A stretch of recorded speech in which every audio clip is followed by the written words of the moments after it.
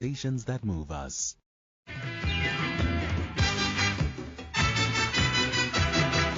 The Meeting Point, Monday to Thursday, 8 to 10 p.m. Only on SAfm. Koketso Sachane on SAfm.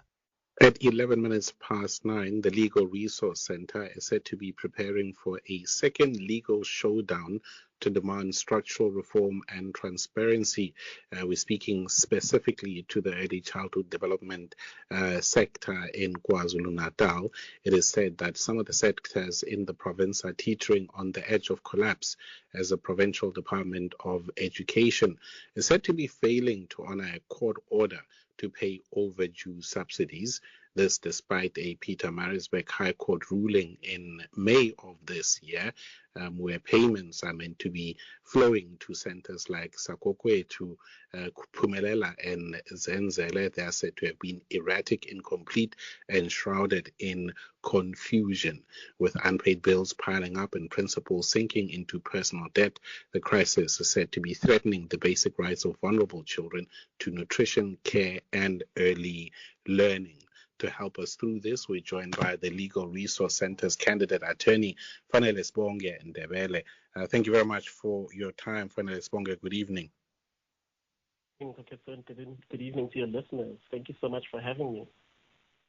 Thank you. A very disturbing story here. The idea that this level of confusion is a threat to our young children in these ECD centers. Maybe to take a couple of steps back, Fanelesibonge, if you could just take us through how we got here and the story of this matter being in court and seemingly being ignored. What's going on? Well, the Legal Resources Center is not alone in this fight. We are part of a collective known as a Real Reform for ECD, which is a movement advocating for holistic, well-funded, inclusive, and quality early childhood development services for all children. So it is through this collective that the Legal Resources Center was approached by some of our clients, friends of South Africa, and KZN ECD Alliance to just share the plight that these ECD centers are facing in the province. Now, of course, anyone knows that litigation is a very expensive and a very time-costly process. So even before we got to this litigation process, the LRC, we reached out to the department, wrote letters of demand, sent out communication, trying to really bring them to the table for us to find some kind of solution and to really get to the root cause of these issues. Those letters and those attempts by the LRC to bring the department to the table were not successful, and then we were left with no choice but to approach the courts. As parents, ordinarily, Fanelesibonge, our relationship with ECD centers is through as parents with our kids going to these centers, and we hardly make that connection between these ECD centers relying financially on a government department such as the Department of Basic Education in this case. Let's first talk about the reliance that these centers has on this funding and what does the financial neglect and the impact that it has on the lives of our children that we take to these centers. So these centers are heavily reliant on these subsidies. If you see the types of communities that these centers serve, it's impoverished communities with high rates of unemployment. So a lot of families, a lot of parents really relying on these centers to be a safe space for their children. And so the impact of the department's failures to pay these ECD subsidies is both immediate and severe for the children, for educators, and for communities. Let me give you a few concrete examples from the centers involved in our case. At Sakokwe to Creche, for example, the principal has been forced into personal debt to keep the center running. She's had to take out loans with high rates of interest just to feed the children and keep the doors open. At Phumelela Creche, they've had to make impossible choices, keeping the lights on or purchasing food for the children. The center continues to face threats of eviction from the premises that it is renting. And it's only paying 700 Rand per month, but even that 700 Rand is impossible to pay because they're not receiving any subsidy they've not been receiving any payments. So the delays in the payment mean that staff go without salaries, meals for children are reduced, and the daily running of the centers have become a question of survival and not service delivery. Another example comes from Zenzeleni Creche, which has similar conditions. The principal has had to rely on the goodness of strangers and family members, particularly her son in this instance, who assist where they can. And so the center received a generous donation from a local business for a jungle gym, so then the children are able to play. So without the generosity of community members and family members, who knows where Zenzeleni Creche would be today. So these are really harsh realities of hundreds of centers. We could be here all night if I could highlight the stories of hundreds of centers that are facing, some that are on the brink of closure. This matter has been in court before, Fanelesibonge, and seemingly court orders are being ignored. What were those court orders? And from the LRC side, have you been able to establish as to why the court orders are not being adhered to? So our application was divided into two, Part A and Part B. Part A, which we asked the court to hear on an urgent basis, was heard by the Pietermaritzburg High Court on the 26th of May, as you have rightfully stated. So what we asked the court was to order the department to pay the three centers that were cited in our papers, Sakugwetu, Pumelela, and Zenzeleni, to pay them every single cent that is owed to them by the 5th of June. So between that period and where we are now, the department has made sporadic and partial payments that were made between 30 May and 2 July, so between that period. But these payments were neither complete nor accompanied by any information indicating which months or financial years they covered. And this is relevant because for one of the centers, for example, one of our centers is still owed for the 2023-2024 financial year. So receiving one payment or two payments is not good enough for them because, well, number one, that's not all the money that is owed to them. But also, number two, they don't know for which financial year they are being paid. And so there was no explanation. Again, we reached out to the department time and time again seeking clarity, and there was no transparency, no response. And so we really believe that this absence of transparency renders it impossible for centers to account or to budget effectively. And so these repeated efforts to secure compliance, like I said, including emails and telephone follow-ups, were largely ignored. The only response we did receive, however, cited internal accounting processes, that's all it cited, but failed to provide any payment schedule or timeline for full compliance. So, as the LRC, we truly believe that this conduct by the department reflects a pattern of administrative failure and a lack of good faith, and it would really impact our ECD centers the most.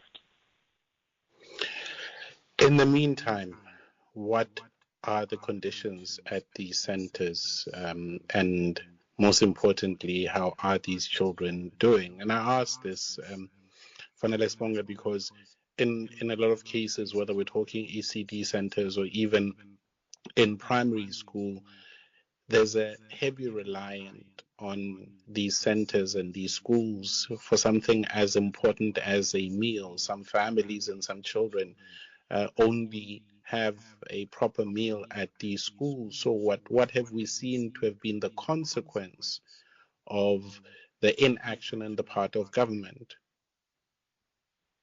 So, if we look at, again, it's the issue of the impact. The impact is severe. The principals and the leaders of the creches are continuing to accumulate great amounts of debt because they want to keep the doors open. They're losing staff members because no one wants to work without getting paid. People also have families to feed. So they're also losing staff members. But most severe is that the children now have to have less food to eat. Creches have to ration food. They have to choose between buying meat and buying vegetables. Those things we take for granted. They have to decide, do we eat 2 times a day or they eat once a day? And so, yes, some money has been received, but you must understand that these partial payments that have been received, these centers have had to go and cover debt that they've accumulated for months. So they're not getting real value for their money, number one.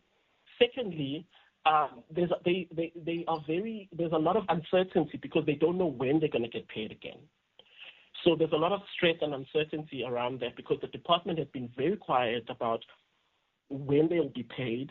For example, they were paid 1 day, 2 days later, they get another payment, then it's weeks later, and then it's months later. So there's very sporadic payments, which is very stressful for anyone in any situation. So right now, these centers are under a dire stress and just trying to feed children and keep their lights open. And all they want is certainty from the department that they will receive the money that is due to them monthly, consistently, so that they are able to plan accordingly, wipe out their debt, feed the children, pay the staff salaries, and are able to function and provide services at the best way they can. Fanelesibonge Ndebele is Legal Resources Center's candidate attorney.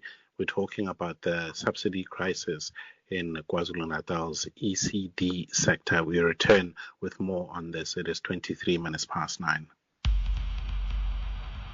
The Meeting Point on SAfm.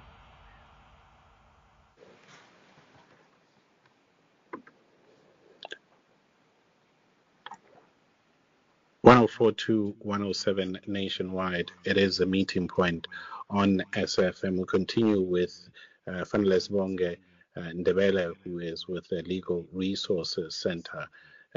In terms of the plan, Fanelesibonge, to take this matter back to court, what are you hoping for? So this time when we go back to court, we're really looking for a more structural, more systemic remedy, more long-term remedy for our centers.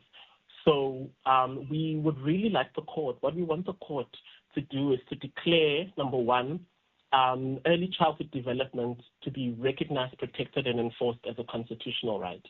So while the Constitution of South Africa guarantees every child, the right to basic nutrition, shelter, basic healthcare services, etc., ECD remains in a legal gray area and often treated as an administrative function rather than a constitutional right. So our aim is for ECD to do what if anyone is listening now that knows the law, knows case law, what the Juma Masjid primary school case did for the right to basic education. What that case did was to entrench the right to basic education as immediately realizable, and it paved the way for a series of cases that have given meaning and context to that right to basic education. So we want that for ECD. We want this case to do just that for ECD, to entrench it as a standalone self-executing right that is legally enforceable against the state and would serve as an enabler for broader ECD rights and jurisprudence, including claims related to budgeting, infrastructure, quality standards, support for ECD practitioners, overall access, etc. So in the upcoming Part B of our litigation, that is what we're asking the court to do. Declare ECD a constitutional right, compel full disclosure of unpaid subsidies, and introduce a structural mechanism to ensure monthly compliance by the department. This is essential, not only for the centers that are named in this matter, but for all children across South Africa, especially in the most vulnerable communities where access to quality ECD services is a determinant of social mobility and equity. So enforcement through constitutional recognition will create that level of accountability, ensure budget prioritization, and really safeguard the rights of South Africa's youngest and most vulnerable citizens. I have to ask, just as a final one, Fanelesibonge, I know we very recently saw the the movement of ECD into the Department of Education from the Department of Social Development. Is this issue around payments preceding the Department of Education? Is it a historical issue, or did it emerge with the provincial Department of Education now being responsible for ECD? I will say in conversations with our clients, we really got a sense that this issue really elevated when the move was made from the Department of Social Development to the Department of Basic Education. Yes, they did cite some instances where payments were late. It wasn't really to this level. It has become really severe. So they really do attribute that move as one of the factors for the issue that we are currently facing, yes. All right. We appreciate your time and the work that you do at the LRC, and it's a story that we'll continue to watch closely. Thank you very much. Thank you so much. Have a wonderful evening. Thank you. Fanelesibonge Ndebele is candidate attorney at the Legal Resources Center. Are you a parent of a child and family members whose children are attending ECD centers in KZN? What do you know about this particular issue? Maybe you're one of those whose children attend Sakokwetu or Pumelela or Nzeleni ECDs in KZN. What do you make of this issue? Give us a call, 086